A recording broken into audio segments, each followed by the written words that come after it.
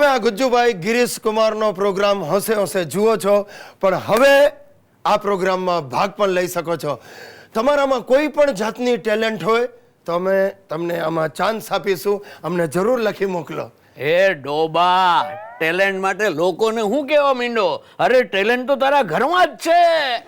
એ ગિરિયા મને ઈ કે આપણે જો મ્યુઝિક આલ્બમ બનાવવું હોય તો કેટલા પૈસા જોઈએ એમાં? કાંઈ નહીં, આપણે બનાવીએ તો પૈસા જોઈએ, પણ આપણે બનાવીએ જ શું કામ? અરે પણ તારે નથી બનાવવું, મારે તો બનાવવું છે ને.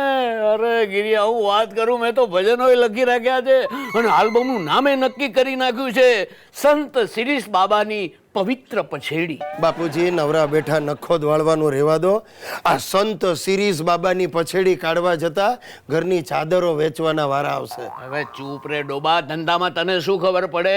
અરે ગઈકાલના સંગીતકારો લારી ચલાવીને આજે આલિશાન બંગલામાં પહોંચી ગયા છે. એ ભલે પહોંચી ગયા, પણ આપણે આ તમારા ભજનોની સીડી બહાર પાડશું ને તો આ ફ્લેટમાંથી બહાર નીકળીને લારી ચલાવવાના વારા આવશે. અરે તને ખબર છે આજકાલ કેટલા બધા મ્યુઝિક આલ્બમો બહાર પડ્યા છે? બચ્ચું મારો બચરવાળ, પુરુષોત્તમ દાસના પ્રભાતિયા, સાડીમાં સુકાયો મારો માળીનો જાયો. પણ તમને ખબર છે આ બધા આલ્બમો લારીમાં પડ્યા સડે છે. આ જેણે બનાવ્યા છે, તૈયાર કર્યા છે ને, એની પણ સાંભળવાની હિંમત નથી થતી, એટલા અસહ્ય હોય છે આલ્બમો. એ ગમે હોય. અરે મેં તો ભજન લખીને ચોપડી છે ને મારા સંગીતકાર મિત્ર મનુ મલિકને મોકલાવી દીધી છે. અરે એને તો રેકોર્ડિંગ પણ શરૂ કરી દીધું છે. અરે સાંભળ, એને ગીત બનાવ્યું છે. હાજી રે જૂની રે થઈ પછેડી, જૂની રે થઈ મારો ગિરિયો નાનો ને પછેડી, જૂની રે થઈ. જૂની. બસ કરો બાપુજી, બસ કરો. મને વધારે ત્રાસ ના આપો ને તો મારું હાર્ટ ફેલ થઈ જશે. અરે જો તું ગુજરી જાય ને પેલા એક કામ કરતો જાજે, 45,000 રૂપિયાનો ચેક લખતો જાજે. મારે ઓલા રેકોર્ડિંગ વાળાને ચૂકવવાના છે.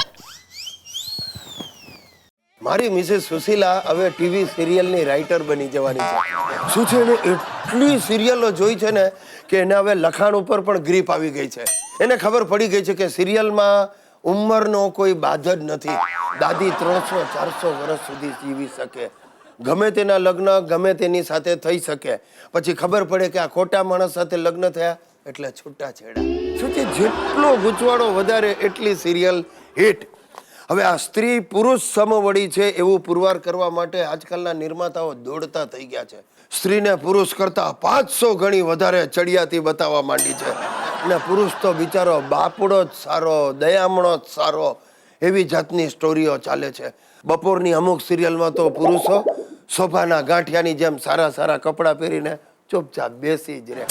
હવે સુશીલા જે સિરિયલ લખવાની છે ને એનું શીર્ષક એણે વિચાર્યું છે પુરુષ ભી કભી પુરુષ થા. અને મજાની વાત એ છે સાહેબ કે આ સિરિયલમાં એક પણ પુરુષ હશે જ નહીં, માત્ર પુરુષોના હાર લગાડેલા ફોટાઓ. સાચા જીવતા પુરુષનો કોઈ ખર્ચો જ નહીં. લગભગ સમજો ને 20,000 એપિસોડનો પ્લાનિંગ એણે અત્યારથી જ કરી રાખી છે. અને આ વિચારે હું તો રાજી થઈ ગયો છું.